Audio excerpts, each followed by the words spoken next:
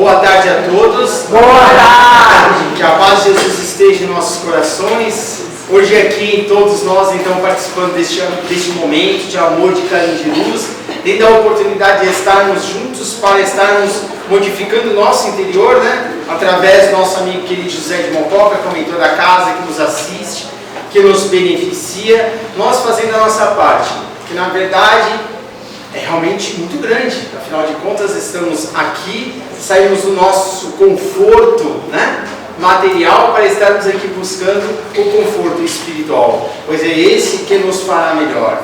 Pois é importante sim ajudar os nossos irmãos, mas é necessário blindarmos os nossos corações com o amor de Cristo, para que não sejamos somente instrumentos vazios, mas sejamos sendo instrumentos de caridade, cheios realmente de conteúdo. E o conteúdo só pode ser feito através do amor. Só o amor é capaz de cobrir a multidão dos nossos pecados. E hoje, para falarmos, temos aqui o nosso irmão Fábio Gama, que vai nos brindar com uma palestra, né? Eu até trazei um pouquinho ali, ele estava com uma cara feia pra mim. Você vai falar o que, oi? Ô louco, vai falar sobre mecanismos da mediunidade, livro de André Luiz. Fábio, meu irmãozão, fique à vontade, a cada vez que você passar. E o Fábio trabalha aí, gente, na quarta-feira, tem palestras dele aí, de vez em quando, ali na quarta, né, Fábio? Opa, mais convidado. Bom, pessoal, boa tarde. Boa tarde. Que a paz de Jesus esteja nos nossos corações, agora e sempre. É um prazer estar aqui de novo, né, para mais uma palestra, poder contribuir um pouquinho com conhecimento, com estudo, né? A gente, toda vez que entra em contato com uma das obras de André Luiz, assim como várias outras espíritas, né, a gente descobre mais um ponto, né? Tem algo que você não tinha visto, né? Ou você consegue ligar ponto com alguma outra coisa que você leu e que você não havia ainda compreendido toda a extensão. Essa obra, para mim em particular, é muito desafiadora, porque é uma obra muito focada na ciência.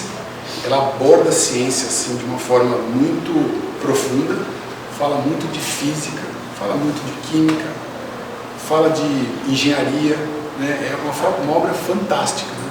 Uma obra que, assim, sem exagero, para você começar a entender umas 10 leituras. Assim. É complexo, assim como a Evolução em Dois Mundos. Tem muita informação e a gente fica circunscrito ao que a gente vive, né? Só olha o nosso pedacinho, o nosso cotidiano, e a gente se desconecta de tudo que nos envolve no universo, como que funciona a vida, como é que funciona a espiritualidade. Então,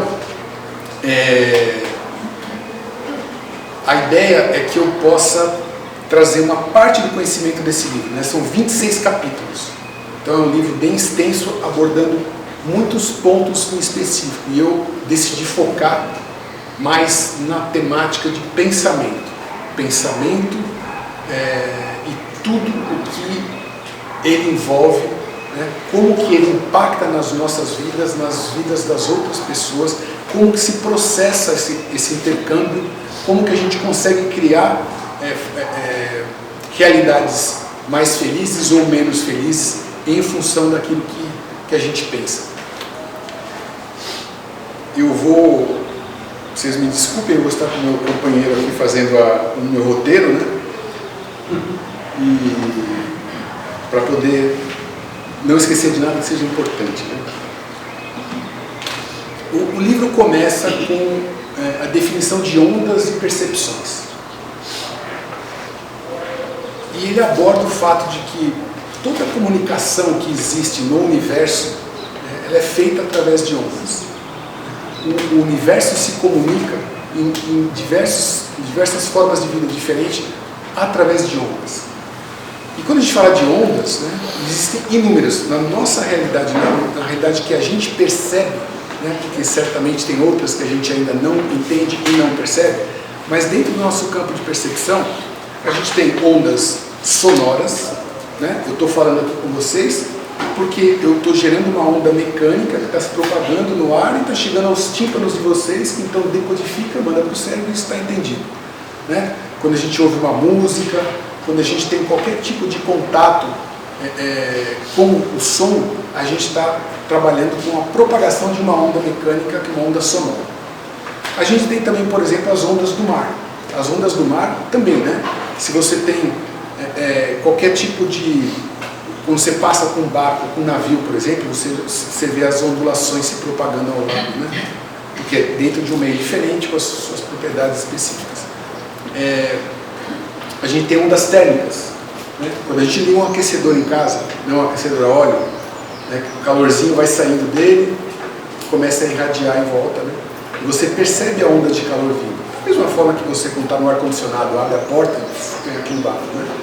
Aquilo são ondas que se propagam e muito em função de propriedades muito específicas, né? Cada uma é de uma maneira e depende muito onde que ela está se propagando. Está se propagando aqui na atmosfera, no vácuo, no meio fluido, onde seja. Mas de qualquer forma todas são ondas, todas têm as mesmas características, né? Uma onda se caracteriza por frequência, comprimento de onda,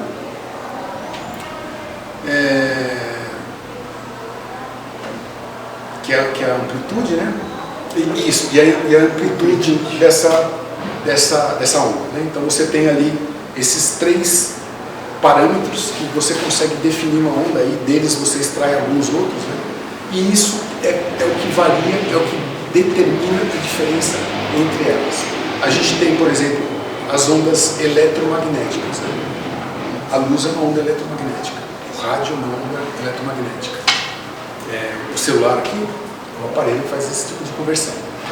E dentro desse espectro de onda eletromagnética você tem uma série de manifestações, né? Então, como eu estava falando da luz, quando a gente olha a luz ela é dividida em espectros, em muitos espectros de luz, né? Você tem a luz visível, a luz que não é visível, a gente tem o infravermelho, a gente tem o ultravioleta, a gente não vê, a gente está sofrendo a ação, mas a gente não consegue enxergar, nossos sentidos, nossa percepção não alcança.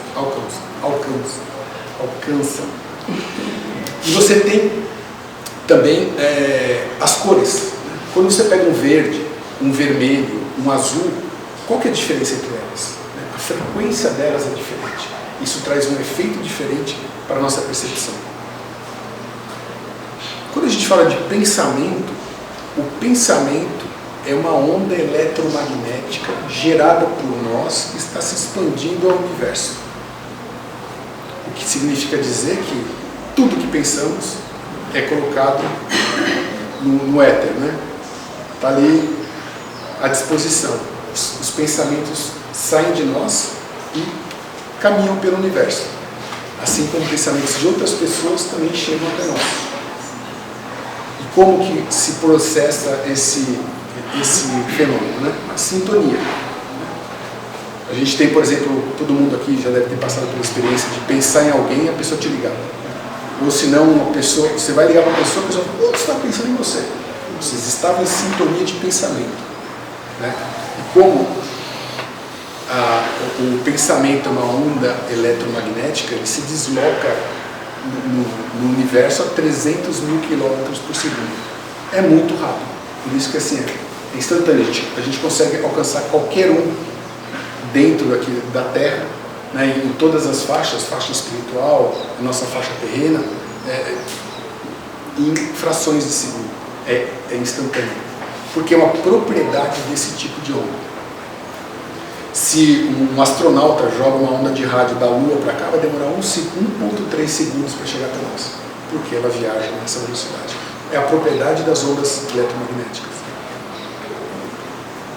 E nós, como geradores de pensamento, somos criaturas que têm um papel muito ativo no nosso entorno, na nossa vida, na vida dos outros, na vida do planeta, na vida do universo. Justamente porque nós somos geradores desses pensamentos que vão caminhar pelo universo e podem encontrar, outras pessoas vão receber esse pensamento e muitas vezes agregar ao seu campo mental, né? A energia que nos envolve a todos. E essa energia ela é composta justamente do teor dos nossos pensamentos. Todo mundo aqui já deve ter ouvido falar da aura, né? O que é a aura? A aura é um campo energético que nos envolve, e essa aura ela é permeada do nosso padrão vibratório, dos nossos pensamentos, né? Por isso que existem as cores que são diferentes, né? As pessoas manifestam auras diferentes, tem auras, e assim, a aura também é como uma digital, ela é específica para a pessoa, não se repete, porque é um conjunto de pensamentos, de crenças e de vibração que caracteriza cada um de nós. As pessoas, alguns sensitivos conseguem ler a aura, né? Eles conseguem entrar em contato, sintonizar com a energia, com esse campo mental da pessoa e sentir qual que é a vibração característica dela. Então, assim, aí já começa o primeiro ponto, né? Qual que é a responsabilidade, né? Quão grande é a nossa responsabilidade sobre aquilo que geramos, que damos para o universo. E também sobre aquilo que captamos para nós. Porque toda vez que você tem um pensamento, você vai ter uma afinidade em algum lugar do universo desse pensamento. Alguém já pensou nisso? Algum espírito, alguma pessoa, isso já está caminhando para o universo. Então a gente acaba se colocando na posição de receber também pensamentos afins, que podem ampliar a nossa faixa de alegria, de felicidade, de bem-estar, ou o contrário. Eles podem reforçar algo que é negativo que a gente está vibrando naquele momento. O pensamento em si, pessoal, ele é considerado matéria mental. Isso é muito interessante. Esse é um dos pontos, por exemplo, que você está lendo no livro e você fala assim, opa, esse terreno eu não conhecia. Quando a gente fala em matéria, a gente pensa nas propriedades da matéria, né? Sabe que a matéria é composta de átomos, aí dentro dos átomos tem os nêutrons, os elétrons, os prótons, e aí os partículas, enfim. A gente já caminhou com relação a isso na nossa ciência. Mas quando a gente fala de matéria mental, o que seria uma matéria mental? A matéria mental, ela é uma espécie, ela tem as mesmas propriedades da matéria física que conhecemos, mas dentro de outro conjunto de leis. Então as leis que regem a manipulação, a criação, o transporte da matéria mental são leis diferentes daquelas que a gente já conhece. Elas não respondem da mesma maneira. Ainda que exista dentro da matéria mental, existam átomos, prótons, nêutrons, elétrons, da mesma maneira. Mas o conjunto de regras que regem essa matéria é diferenciado. E nos escapa, né? A gente tem um conhecimento que é muito voltado ao que a gente recebe de livros, por exemplo, como Mecanismos da Mediunidade, várias outras obras de André Luiz e muito da literatura espírita, né, que a gente tem aí autores que se aprofundaram bastante nesse tema.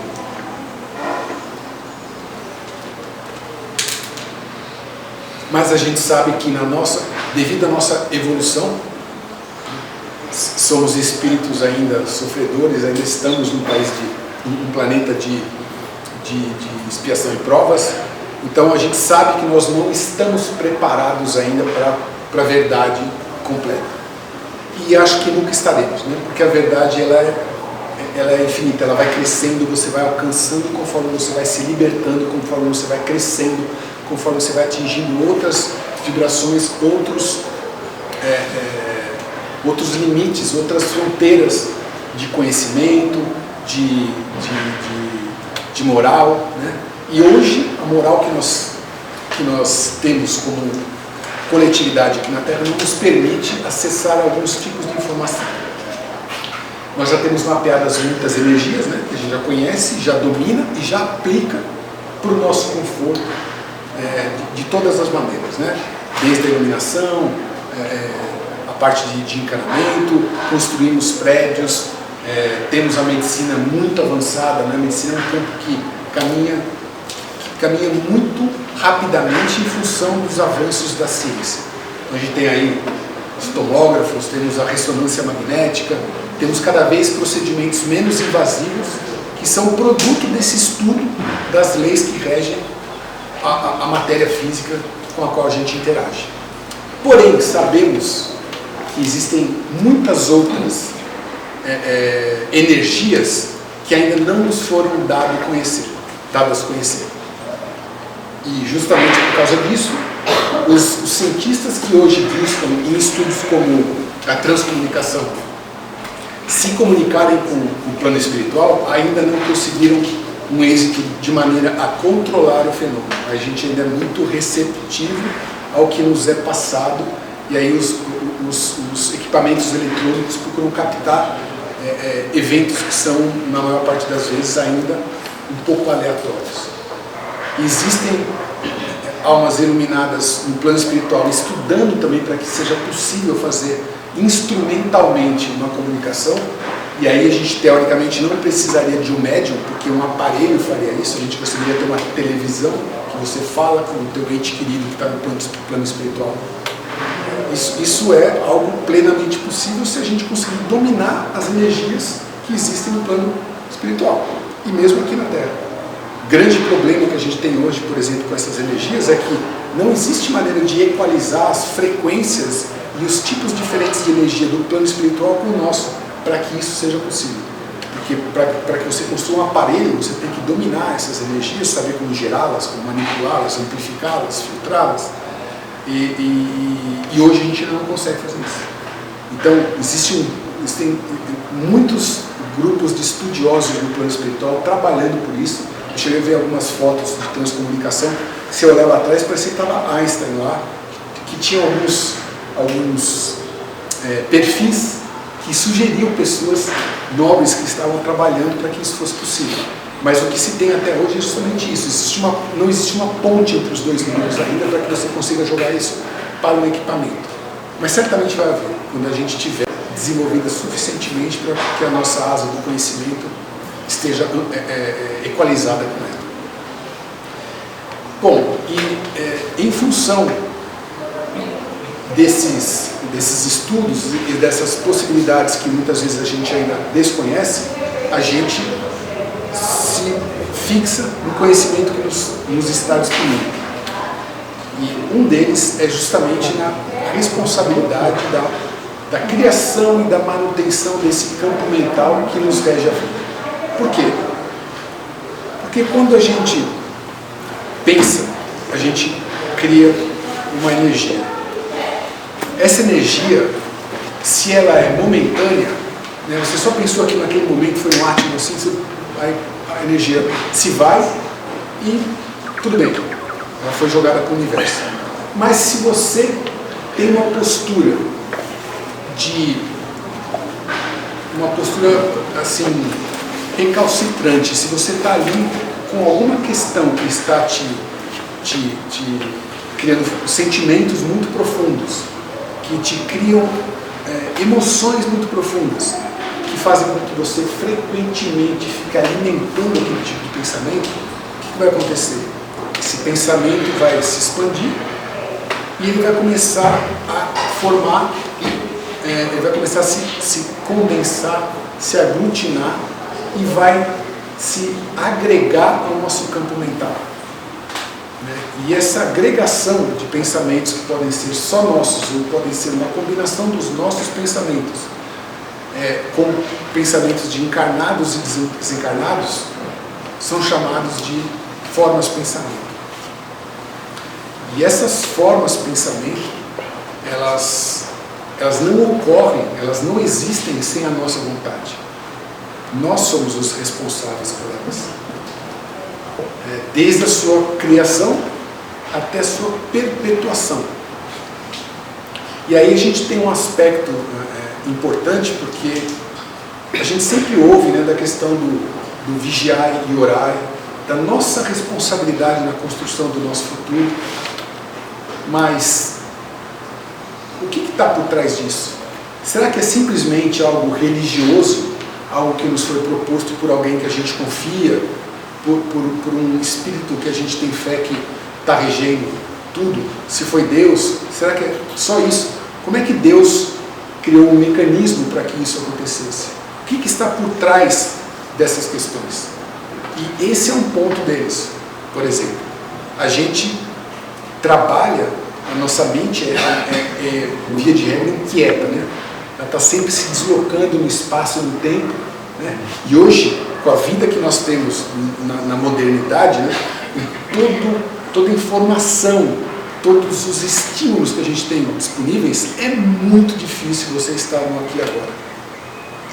Estar no aqui e agora é um exercício. Você precisa meditar, você precisa se segurar, porque é como se você estivesse em cima de um cavalo e você tivesse que estar com ele paradinho. Você está cheio de energia, recebendo estímulos de todos os lados. Esse é o nosso pensamento. Então, como que eu consigo entender o que está acontecendo comigo se eu nem estou aqui agora? Estou em algum outro lugar.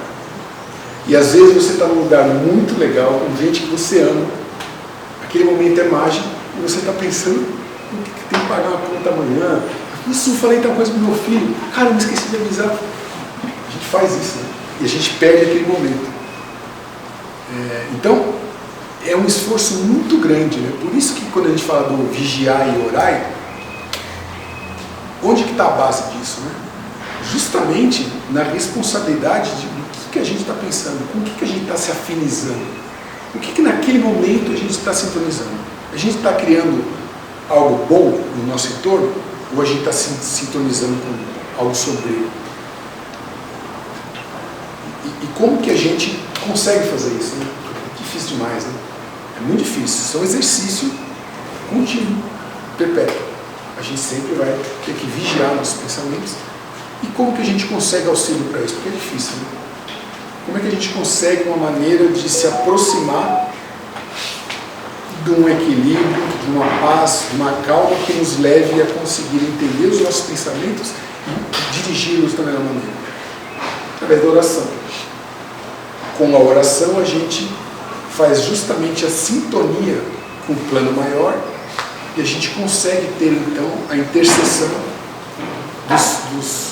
dos nossos entes queridos, dos espíritos de luz, de quem estiver ali disponível para atender a nossa súplica. E a oração, quanto mais fervorosa ela for, mais eficaz ela vai ser. Isso todos sabem, todos já recorreram à oração em um momento ou outro da vida, né? Ou o fazem de forma frequente, porque também não é só quando a gente está com perrengue ali, mas também estar grato por tudo que a gente tem, pela vida, pelos amigos, pelas possibilidades que a gente tem na nossa vida, é também muito importante, né? Ser ingrato a tudo isso não seria nem um pouco justo. Então, a oração que a gente tem como instrumento para gratidão, como instrumento para a busca de uma graça, é uma ferramenta fundamental, porque estando nessa sintonia de pensamento com o plano espiritual, sintonia de pensamento com pessoas que vibram na mesma frequência da gente, que estão ali imbuídas de fazer coisas no bem, de viverem no bem, vai fazer com que a gente tenha ali um suporte, uma paz de espírito que vai facilitar que a gente lide com o caos que muitas vezes invade as nossas mentes. Então, por isso que quando a gente pega um elemento que é essencialmente religioso, né, a gente fala vigiar e orar, a gente está muito ligado à ideia de que tem um pouco mais a ver com a ajuda que a gente vai receber do que a responsabilidade que a gente tem de resolver o BO, né, que a gente mesmo criou. Então, esse é um ponto que mostra o quão importante a criação dos nossos pensamentos é. Falando das formas de pensamento, imaginem que elas têm um efeito não só no nosso campo mental, na nossa vida espiritual, mas ela engloba tudo que diz respeito à nossa vida.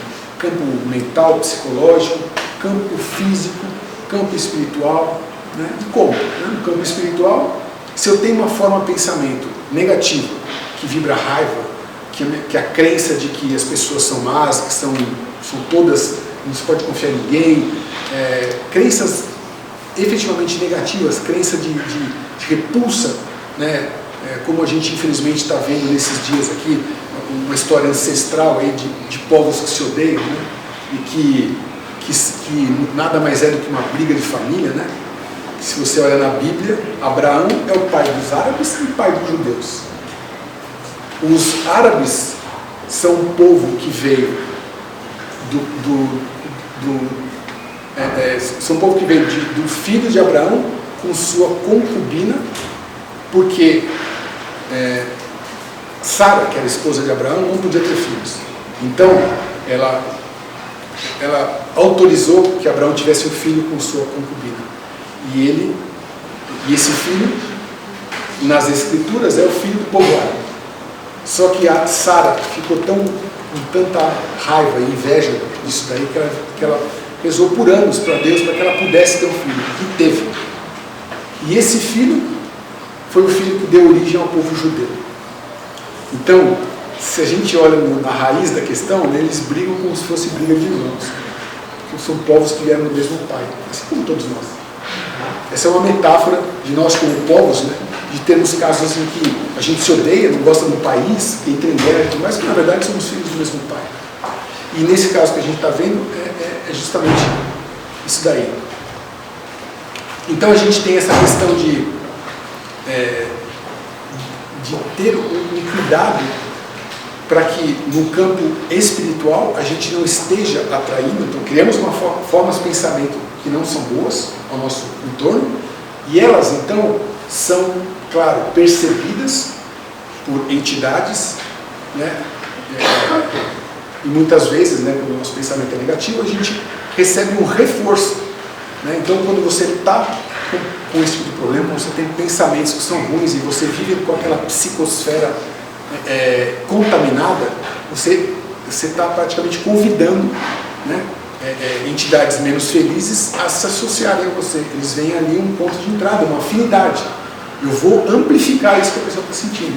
E aí, se essas entidades tiverem algum tipo de rusga, algum tipo de problema com você em outra encarnação,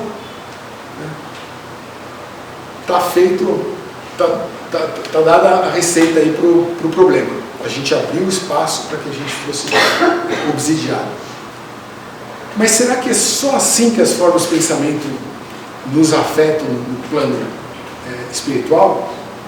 Será que a forma de pensamento era só uma maneira de ponte? Não só a forma de pensamento, mas os nossos pensamentos são o que abre espaço para a gente ser obsidiado? Ou, né, tendo como obsessão algo que vai nos criar uma dificuldade para a nossa caminhada na vida, sofrimento e todos os desdobramentos?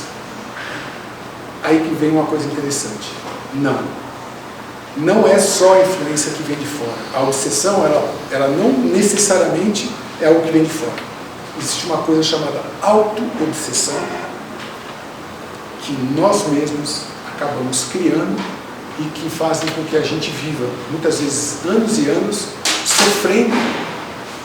sofrendo o infortúnio da atração que a gente constantemente faz de coisas que a gente queria evitar. Vou dar um exemplo para vocês. Uma pessoa que teve uma desilusão amorosa, né? Teve um relacionamento abusivo, tóxico, que gerou nela uma espécie de trauma. Claro que isso não é de uma hora para outra, né? Aquilo vai acontecendo, a pessoa vai sendo martelada, as emoções muito fortes vão imprimindo no nosso campo mental vão deixando seus resquícios ali no nosso campo mental. E se você não toma cuidado, aquilo se cristaliza e aquilo vira uma verdade para você. Você passa a fazer com que a crença que você tem baseado no seu relacionamento, que é único, é uma pessoa que está criando essa impressão, passa a ser a verdade para todas. É quando a gente vê o caso de pessoas que não acreditam, falam assim, não acredito em relacionamentos. Não existe, casamento não dá certo. Todo mundo trai. Não existe pessoa em quem eu possa confiar. Baseado em algo que aconteceu com ela, na interação com outra pessoa, em que ela deixou que aquilo se cristalizasse e virasse uma verdade única. Então ela, com essa crença, com essa forma de pensamento agregada no seu campo energético, passou a interagir com essa forma de pensamento. Então, ela criou a forma de pensamento influencia ela, porque ela energeticamente está em sintonia com você, então ela gera um pensamento que você alimenta, você se alimenta desse pensamento, vive aquela descrença e, ao viver a descrença, joga pensamentos de volta para a forma de pensamento. E aí acontece um mecanismo chamado de feedback, que é a retroalimentação. Então você criou a forma de pensamento, aí a forma de pensamento te gera sofrimento, te gera pensamentos perturbados, e você, ao gerar pensamentos perturbados, você fortalece a forma de pensamento, e você cria um ciclo vicioso. E se a gente perceber que, se essa pessoa tivesse conseguido desconectar e entender que aquilo que ela viveu foi produto de uma vivência única, e que aquilo não se aplica a todos, ela cortaria isso. Aquilo não faria parte da crença cristalizada que ela criou. E em que isso atrapalha? Como que essa pessoa vai viver o resto da sua vida a partir de uma crença dessa? Sendo influenciada por seus próprios pensamentos, sofrendo a obsessão, aquela subjugação do campo mental que essa própria pessoa criou. E eu não estou falando só dela não, porque a gente faz isso, tá?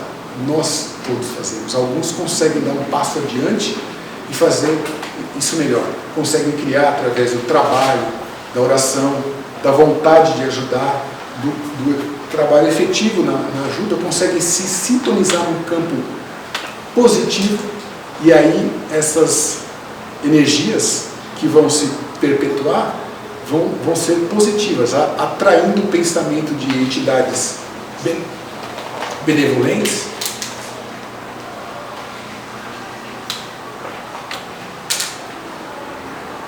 e toda a ajuda que a gente precisa para que aquilo se concretize. Não só no plano espiritual, mas no plano material também. Então, imagine uma pessoa que tem uma crença muito positiva de si e uma fé muito forte de que as coisas podem acontecer diante do trabalho, do estudo e da mentalização positiva. Todos nós conhecemos aqui pessoas que acreditam firmemente que elas vão mudar seu destino, ou que já vão mudar, ou que já mudaram, que construíram coisas muito legais baseado na confiança que tinham em si mesmas e em Deus, e no universo, né? Olhando até que se a pessoa não é religiosa, uma pessoa que olha para o universo e fala assim, eu vou construir essa realidade, vamos supor que a gente está falando do bem, né? Pessoa que quis ter prosperidade, e essa prosperidade e abundância, que é uma energia que está disponível a todos nós, ela se sintonizou naquilo e entrou num fluxo baseado naquela energia. E quando a gente fala de prosperidade e abundância, eu não estou falando só de dinheiro, né? Não há mal nenhum em você querer conforto, em você ter o dinheiro, porque ele pode ser um instrumento para você, para ajudar pessoas. Você pode ser um empresário. Você é empresário, você tem uma empresa com 50 pessoas. Você ajuda essas pessoas, dando um trabalho, ajudando as famílias dela, e claro, né? Tem empresários e empresários. Tem aqueles que subjugam, que maltratam os funcionários, que não valorizam, e tem aqueles que são muito gratos e gostam de dividir tudo que está acontecendo com eles, com as pessoas. Então você pode fazer bom uso ou não daquilo que você adquiriu. De novo, dependendo do teu pensamento, das suas crenças, da sua vontade. Para que lado você quer ir? Você quer criar algo que vai ser negativo, vai te dificultar a caminhada, ou você quer ir abrindo caminhos? Né? Como abrindo caminhos?